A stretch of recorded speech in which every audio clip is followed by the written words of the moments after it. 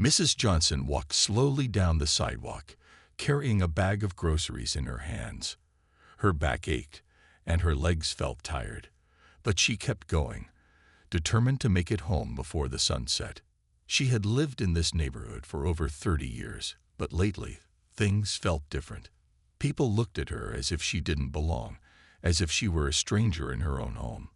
She sighed, stopping for a moment to rest on a park bench. As she sat down, she heard footsteps approaching. 2 police officers, a tall man with sharp blue eyes and a younger officer with a stiff posture, walked toward her. She straightened her back, knowing exactly what was coming. The older officer, Officer Miller, looked at her with suspicion. "What are you doing here, Mom?" he asked, his voice cold. Mrs. Johnson frowned. "I'm resting for a moment before I go home." Officer Davis, the younger one, exchanged a glance with his partner. "Do you live around here?" he asked. "Yes," she said, keeping her voice calm. "Just a few blocks away." Miller crossed his arms. "Can we see some ID?" Mrs. Johnson reached for her purse, then realized with a sinking heart that she had left her wallet at home. She had only taken some cash for groceries, nothing else. "I don't have it with me," she admitted. Miller's expression hardened. "That's a problem." Davis stepped closer, his hand resting on his belt. "Are you sure you live here? We've had complaints about suspicious activity." Mrs. Johnson's hands tightened around her grocery bag. "I've lived here for 30 years, she said firmly. Miller let out a short laugh. "Funny.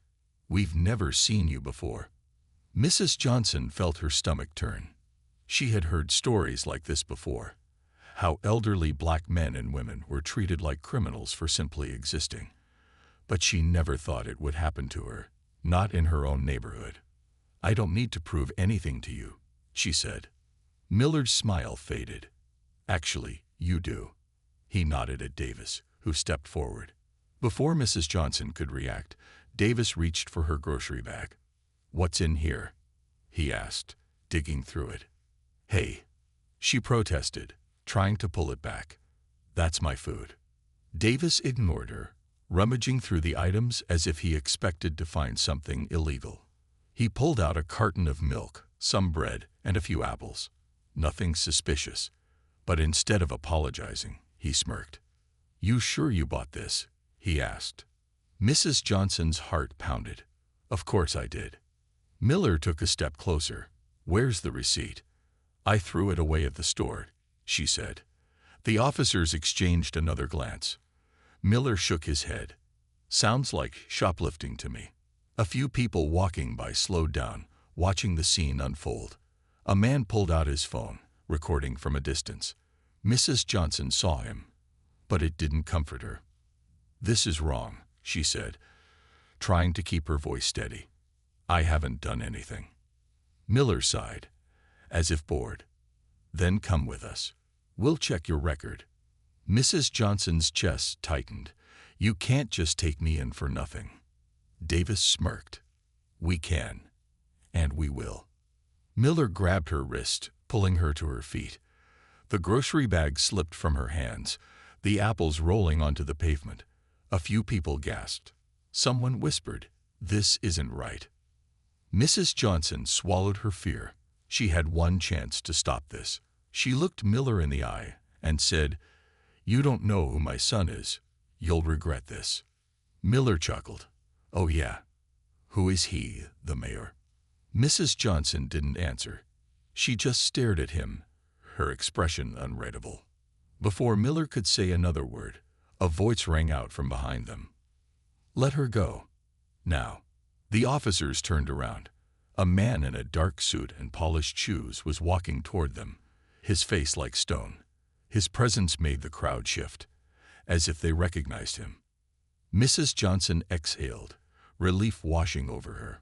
Her son had arrived, and the officers were about to learn exactly who they had just messed with. The officers turned to face the man who had just spoken. He walked with confidence, his sharp eyes locked onto them. His suit was crisp, his posture commanding. There was something about him that made people step aside as he moved forward. Miller tightened his grip on Mrs. Johnson's arm. "And who are you?" he asked, his voice laced with irritation. The man didn't answer right away. He stopped a few feet away, his gaze cold. Then he said, "Let her go." Davis scoffed. "Sir, this is a police matter. You need to back off." Mrs. Johnson could see the anger in her son's eyes, but his face remained calm. "A police matter," he repeated, tilting his head slightly. "What exactly is the crime here?" Miller's grip loosened slightly, but he didn't let go. "She refused to show ID and couldn't prove she lives in this neighborhood," he said. The man let out a slow breath. "And that's enough for you to put your hands on her." His voice was dangerously quiet. Davis stepped forward, crossing his arms. "Look, we don't need to explain ourselves to you." The man took another step closer. He was now standing right in front of them. His expression didn't change, but the air around him felt heavier. "Actually," he said, reaching into his jacket, "you do." In one smooth motion, he pulled out a badge and held it up for them to see. The gold lettering gleamed under the streetlights. FBI. Special Agent James Johnson. The officers froze. The small crowd that had gathered gasped. Someone whispered, "Oh my God." Miller's grip on Mrs. Johnson's arm fell away instantly. His face turned pale. Davis took a small step back, his confidence suddenly gone. Mrs. Johnson rubbed her wrist, stepping toward her son. She could feel the tension in the air as the officers processed what had just happened. James narrowed his eyes. "So let me get this straight. You saw an elderly woman sitting on a bench, minding her own business, and you decided she was a threat." His voice was controlled, but the anger was undeniable. Miller opened his mouth, then closed it. He had no good answer. James looked at the crowd, then back at the officers. "How many times have you done this to someone who didn't have an FBI agent for a son?" Davis cleared his throat, shifting uncomfortably. We were just following protocol." James let out a short laugh, but there was no humor in it. "No, you weren't. You were profiling." Miller swallowed hard. "Look, this is all just a misunderstanding." James shook his head. "No, this is a pattern." He turned to his mother. "Are you okay?" Mrs. Johnson nodded slowly, though she was still shaken. "I'm fine now." James stared at the officers for a long moment. Then he pulled out his phone and pressed a number. He put it to his ear, his eyes never leaving them. "Chief," he said into the phone, "we have a problem." The tension in the air was thick as James spoke into his phone. Miller and Davis stood frozen, their expressions shifting from shock to pure panic. The crowd had grown, more people stopping to watch, some still recording on their phones. Whispers spread through the bystanders. James kept his eyes on the officers, his voice calm but firm. "Yeah, I need you here. Right now." He paused, listening. "No, it's bad. 2 officers just harassed and tried to arrest my mother for no reason." Miller swallowed hard, shifting his weight uncomfortably. "Listen, Agent Johnson. James held up a hand, cutting him off. "Don't. Just don't." His voice was sharp, final. He ended the call and slid his phone back into his pocket. Davis took a deep breath. "Look, sir, we had no idea she was your mother." James tilted his head slightly, his jaw tightening. "So, if she wasn't my mother, this would have been fine." Davis opened his mouth, then closed it again. He had no answer. Miller cleared his throat. "We were just doing our job. She refused to show ID." "She didn't refuse," James interrupted. "She told you she didn't have it with her.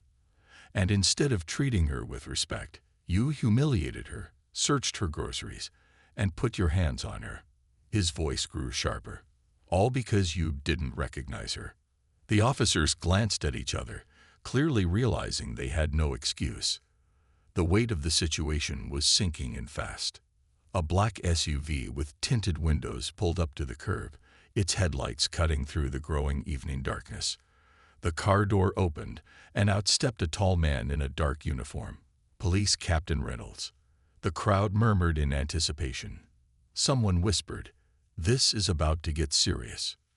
Reynolds scanned the scene, his sharp eyes landing on James. "Agent Johnson," he greeted, his voice tight. "What's going on here?" James crossed his arms. "Your officers decided my mother looked suspicious for sitting on a park bench. They harassed her, searched her things, and put their hands on her, all without cause." Reynolds's gaze flickered to Miller and Davis, who now looked like they wished they could disappear. "Is this true?" he asked them, his tone unreadable. Miller hesitated. "Sir, we—" Reynolds's eyes darkened. "I didn't ask for an excuse."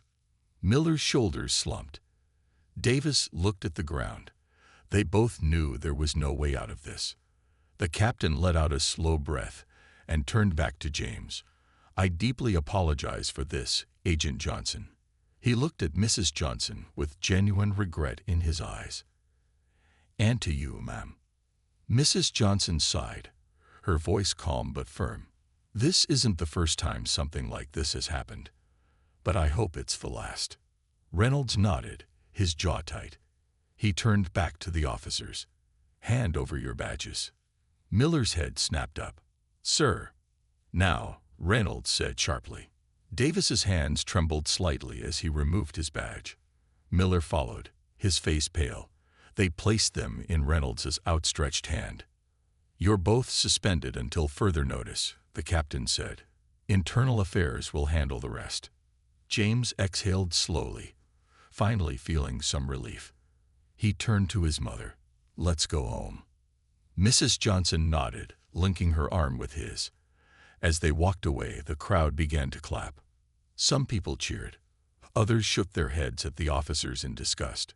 One woman in the crowd, still holding her phone up, muttered, "Justice served." As James and his mother walked away, the tension in the air lingered.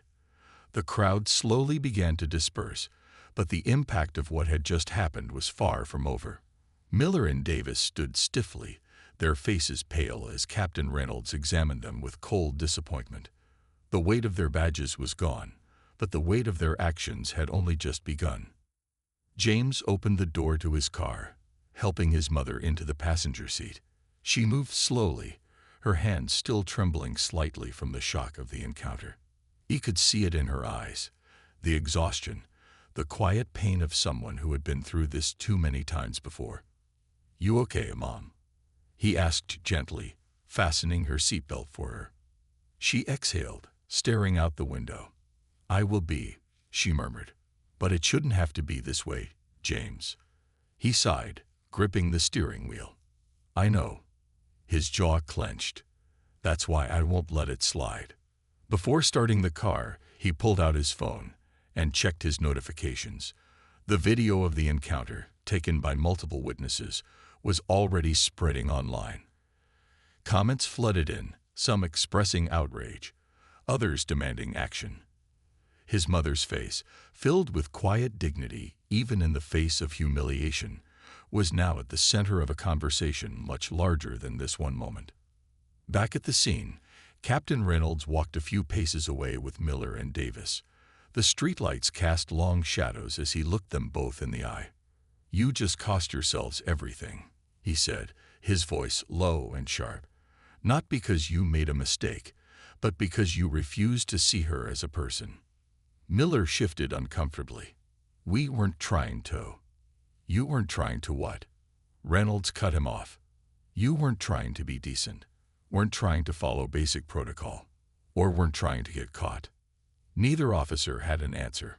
Reynolds shook his head, his disappointment clear. "You think this is just about her son being FBI. It's not. The whole city is about to know what you did.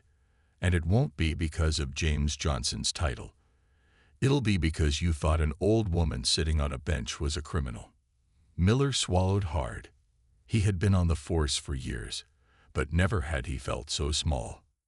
James's car pulled away from the curb, the taillights glowing red as he drove his mother home. Inside, The silence stretched between them. Finally, she spoke. "Do you think they learned their lesson?" James kept his eyes on the road. "Maybe." He glanced at his phone again, the notifications still rolling in. But even if they didn't, the world will. By the time James and his mother reached home, the weight of the evening still hung over them. Mrs. Johnson sighed as she stepped out of the car, her hands gripping the door for support.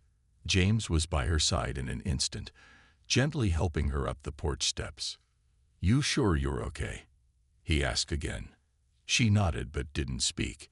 Instead, she unlocked the door and walked inside, heading straight to her favorite chair in the living room. She sank into it, letting out a deep breath as James set her grocery bag on the table. Most of the food had been ruined in the scuffle, but at this point, that was the least of their concerns. James checked his phone again. The video had gone viral. News outlets were already picking it up, and social media was flooded with comments. Some people were outraged, demanding justice. Others tried to defend the officers, but they were quickly shut down by the overwhelming proof. The truth was out now, and there was no hiding from it. Mrs. Johnson rubbed her temples.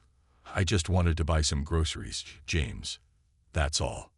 James sat across from her, his hands clasped together. "I know, Mom." His voice was quiet, but the anger in his chest hadn't faded.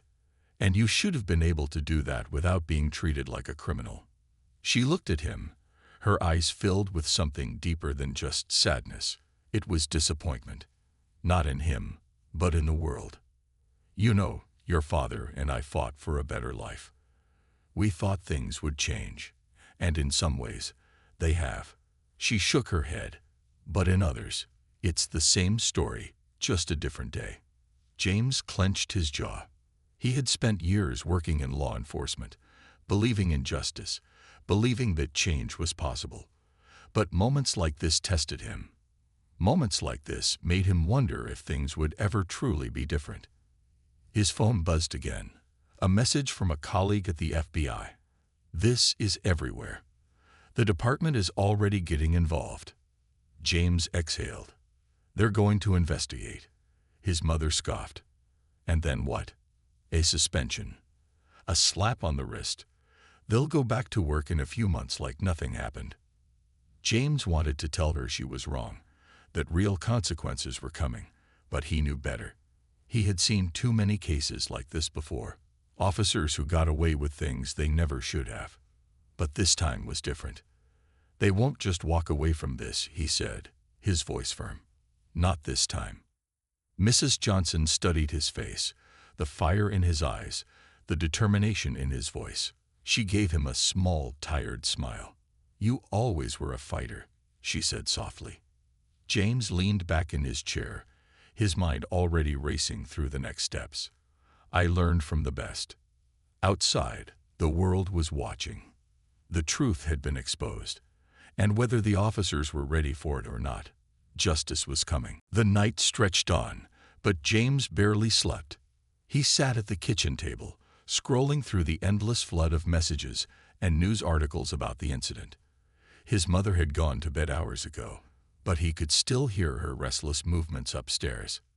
His phone buzzed again. Another message from his FBI colleague. "The mayor just made a statement. He's calling for a full investigation." James let out a slow breath. This was getting bigger than he had expected. Not only was the police department under pressure, but city officials were stepping in.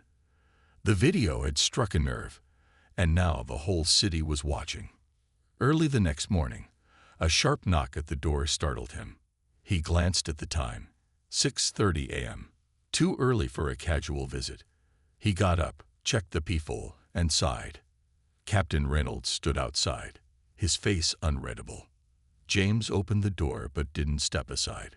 "Captain." Reynolds met his gaze. "Agent Johnson, can we talk?" James hesitated for a moment before stepping back. "Make it quick." Reynolds walked in, his posture tense. "I won't waste your time. Those officers, Miller and Davis, they're in serious trouble." James folded his arms. "They should be." Reynolds exhaled. It's worse than you think. Internal Affairs pulled their records. Turns out, this isn't the first time they've done something like this. James's jaw tightened. How many times? Reynolds shook his head. Enough that this could turn into something much bigger. There are reports of excessive force, racial profiling, complaints that were ignored or buried. He sighed.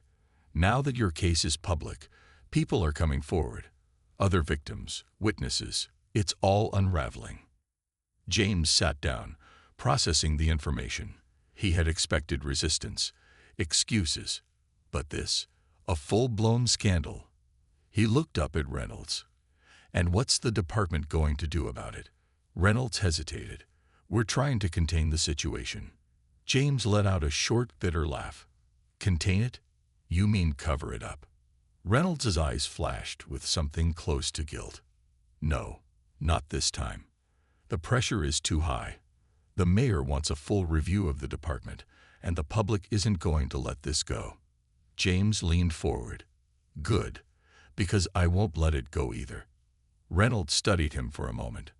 I figured as much. He reached into his pocket and pulled out a small notepad, tearing off a page.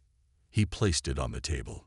James picked it up and scanned the names written on it. A list of other officers, other cases, other victims. Reynolds met his eyes. If you really want justice, start here. James stared at the list, feeling the weight of it. This wasn't just about his mother anymore. It never had been. This was bigger. He nodded. I'll handle it. Reynolds gave him a long look before standing. I hope you do. He turned to leave but paused at the door. For what it's worth, I'm sorry. James didn't reply, just watched as the captain walked out. He looked back down at the list in his hands. This wasn't over. Not even close. If the department thought this would die down, they were wrong. It was only just beginning. James sat in silence, staring at the names on the paper. Each one represented someone who had been wronged, someone who had been ignored. His mother's incident had pulled back the curtain, but now he could see the whole rotten system beneath it. His phone buzzed again. Another message from his FBI contact. Press conference at noon. Mayor, police chief, and community leaders. They're feeling the heat. Good. He glanced at the clock. It was just past 9 a.m. That gave him 3 hours. He pulled out his laptop, opened his secure files, and started digging. If Miller and Davis had a history, chances were they weren't the only ones. The deeper he looked, the worse it got. Patterns of misconduct. Complaints swept under the rug.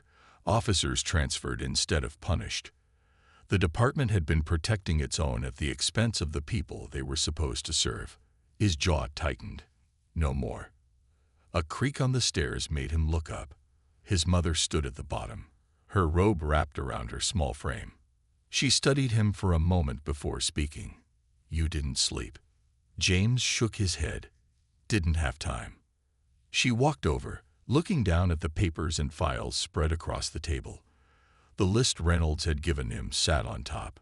She picked it up, her fingers tracing the names. Are you sure you want to do this? James met her gaze. I have to. She sighed, setting the paper down. Then do it right. He nodded. That was the plan. By noon, James stood outside City Hall, the press conference already underway. Reporters crowded the steps, cameras rolling as the mayor spoke.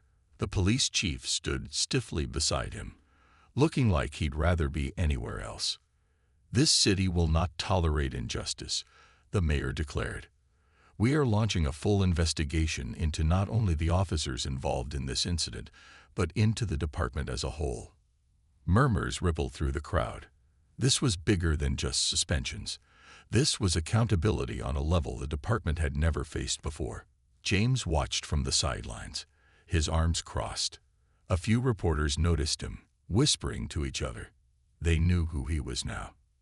The mayor continued, We are committed to ensuring that every citizen, regardless of race, age, or background, is treated with the respect and dignity they deserve. James wanted to believe him. But words weren't enough. Actions mattered. As the conference wrapped up, a voice called out, "Agent Johnson." He turned. A reporter pushed through the crowd, microphone in hand. "You're the son of the woman in the video. Do you believe the department is doing enough?" James looked straight into the camera. His voice was steady, firm. "Not yet. But they will. Because this wasn't over. The fight had just begun."